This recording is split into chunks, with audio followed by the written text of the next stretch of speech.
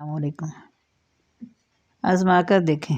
आज एक छोटे से मसले पर बात करना चाहूँगी जो काफ़ी दिनों से मुख्तलिफ़ पेरेंटिंग कोर्सेज में ज़ेर बहस। बच्चों को डांटना या मारना चाहिए या नहीं? अगर वो बहुत ज़्यादा ज़िद करें तो उसका क्या हाल हो? बहुत से माहिरीन ने इस बात के मुख्तलिफ़ हल बताएं, लेकिन मैंने किसी को ये कहते नहीं सुना कि आप दुआ का दामन पकड़िए।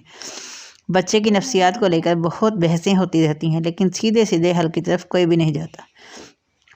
मुझे लगता है कि आजकल की माओं के पास बच्चे की नफ्सियात के मतलब किताबें पढ़ने का वक्त है, कोशिश करने का वक्त है, लेकिन इबादत का वक्त नहीं है।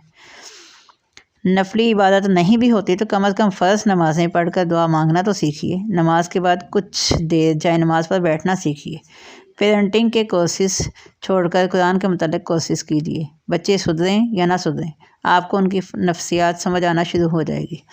मैं अक्सर सोचती हूँ हमारी माओं ने और नानियों दादियों ने कभी इस तरह के कोर्सेज नहीं किए थे। अगर अपने ख़ानदान की बात करूं तो हर किसी के 8 से 18 बच्चे होते थे। इसके बावजूद घर भी साफ़ सुथरा, बच्चे भी साफ़ सुथरे, कम पैसों में गुजारा भी हो जाया करता था। मेरी बात सुनकर अक्सर ख़वातीन कहती हैं कि उस ज़माने में टेक्नोलॉजी नहीं थी, अब हमें इससे भी नबर्द आज़मा होना पड़ता है। तो जनाब उसका जवाब ये है कि हर दौर में कोई ना कोई तब्दीली आती है। मसला तब्दीली नहीं होती, मसला हम खुद होते हैं जो इस तब्दीली को अपने ऊपर हावी कर लेते हैं।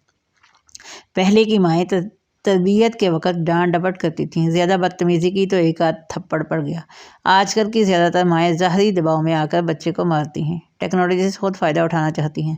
मोबाइल की उन्हें लत है। बाज़ारों में मौजूद नई से नई चीज़ होनी चाहिए, ब्रांडेड कपड़ों की भरमार होनी चाहिए।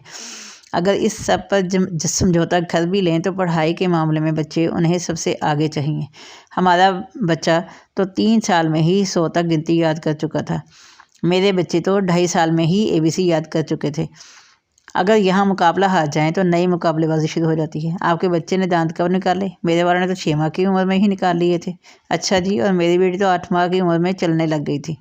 और जो माँ इस मुकाबले में हार जाती है वो घर आकर सारा गुस्सा बच्चे पे निकालती है। फिर उसके बाद पेरेंटिंग कोर्सेस में ये सवाल उठाया जाता है कि क्या बच्चे को डांटा जा सकता है? भाई, आप ज़िंदगी को सादा क्यों नहीं रखती? ऐसा लगता है कि आजकल बच्चों की तरबियत से ज़्यादा माओं की तरबियत की ज़रूरत है। मुझे जब भी बच्चों पर गुस्सा आता है तो सबसे पहले यही सोचती हूँ कि कहीं मुझे ही तो तरबियत की ज़रूरत नहीं। फिर गुस्सा ख़त्म हो जाता है। लेकिन इसके बावजूद झूठ बोलने पर, आपस में लड़ने पर, छोटे बहन भाइयों को मारने के मामले में सख्त हूँ, क्योंकि जानती हूँ अगर हर मामले में नरमी रही तो बच्चों के अंदर लापरवाही आ जाएगी।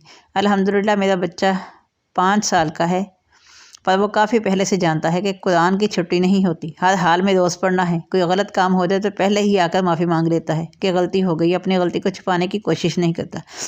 इसी तरह के बहुत से मामले हैं। तो मेरा ख़्याल है बच्चे को कब डांटना चाहिए या कब मारना चाहिए, इससे पहले ये जानना ज़रूरी है कि वो कौन से मामलात हैं जहाँ हमें सख्त होना है और कहाँ नरम होना है। अगर फिर भी बात ना बने तो दुआ करनी है बस। अगर परेशानी होती भी है तो पहले अल्लाह से मांगिए, दूसरे लोग तो बहुत बाद में आते हैं। मुझे किसी ने कहा मशवरा करना अच्छी बात होती है, तो मेरा जवाब था ठीक है, आप कीजिए मशवरा लोगों से। मुझे अल्लाह पर एतबार है, मैं अल्लाह ही से मशवरा करूँगी। और अल्हम्दुलिल्लाह ऐसा कभी नहीं हुआ कि मैंने अल्लाह से मशवरा मांगा हो और मुझे मशवरा सही ना मिला हो। अब मिलता है लोगों के ज़रिए ही, लेकिन मैं लोगों के पास नहीं जानती।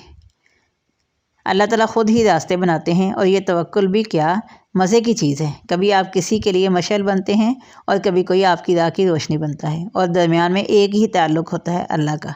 आज़मा कर तो देखिए। चलो, मेरे से